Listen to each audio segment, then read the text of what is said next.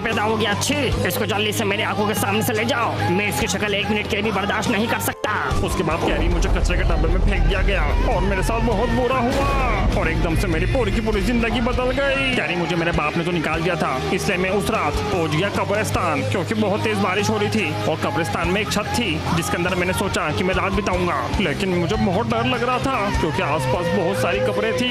फिर मुझे बहुत ज्यादा नींद आने लगी तो कब्र के अंदर एक बेड लगा था तो मैं उसके अंदर जाके सो गया। फिर कैरी मैंने पूरी रात उस कब्र में उस कंकाल के साथ बिताई। लिटरली मैंने 2 बार अपना बिस्तर गीला कर दिया था डर के मारे। फिर उसके बाद सुबह से मैं भागा फटाफट से। फिर उसके बाद मैं पहुंच गया एक अनजान सी विलेज में जहाँ पर मैं किसी को नहीं जानता था। कैरी उस गाँव के अंदर मुझे भीख कर मांगनी पड़ गई थी क्योंकि मैं पिछले 2 दिन से भूखा था। पहले तो मुझे कोई भीख नहीं दे रहा था, सब लोग बस मेरी शक्ल देख के मुझे इग्नोर करके मेरे सामने से जा रहे थे। फिर मैंने गाना गाना चालू किया अपनी दुखी कहानी का। घर जला है मेरा, क्या बिगड़ा तेरा, मुझे तो मेरे बाप ने छोड़ दिया।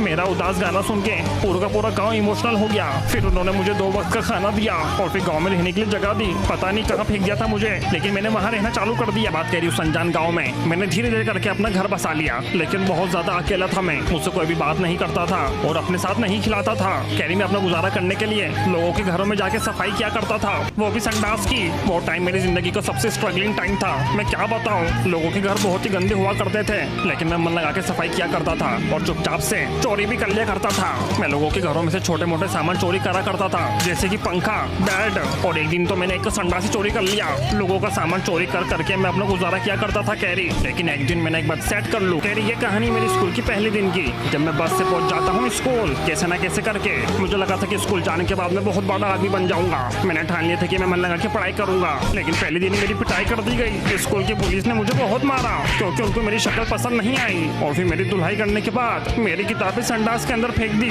यहाँ तक कि मेरा स्कूल बैग भी फेंक दिया। लेकिन उसके बाद मैं जैसे ही क्लास के अंदर पहुंचता हूँ टीचर मेरे पे गुस्सा हो जाती है। कहाँ थे तुम और तुम्हारे में से बदबू क्यों आ रही है। मैं उनको बताता हूँ कि पुलिस ने मुझे मारा और मेरी किताबें संडास में फेंक दी, पर वो टीचर पता नहीं क्यों मेरे पे यकीन नहीं करती और मुझे मार मार के भगा देती है। मैं चुपचाप से क्लास छोड़ के चले जाता हूँ। कर दिया जाता है। इतना सब कुछ होने के बाद मैं समझ जाता हूँ कि माइनक्राफ्ट वर्ल्ड के अंदर मेरे लिए अब कोई जगह नहीं है। फिर मैं अपनी जिंदगी का सबसे टफ डिसीजन लेता हूँ और माइनक्राफ्ट की सबसे ऊंची बिल्डिंग से मैं छलांग मार देता हूँ। जैसे ही मैं कूदा मेरी स्पीड स्लो हो गई, पता नहीं क्या हुआ, मैं एकदम धीरे धीरे गिरने लगा नीचे और पेड़ पे जाकर लैंड हो गया।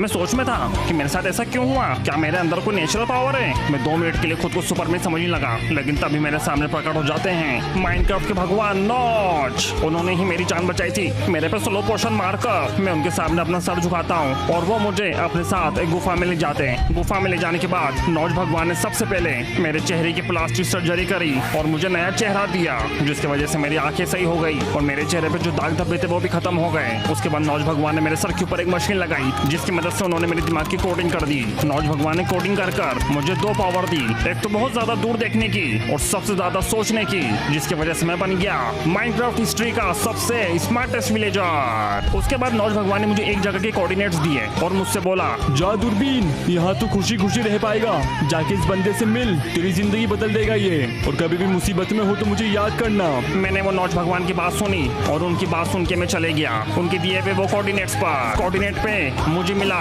एक ऐसा बंदा जो मेरा बेस्ट फ्रेंड बन गया।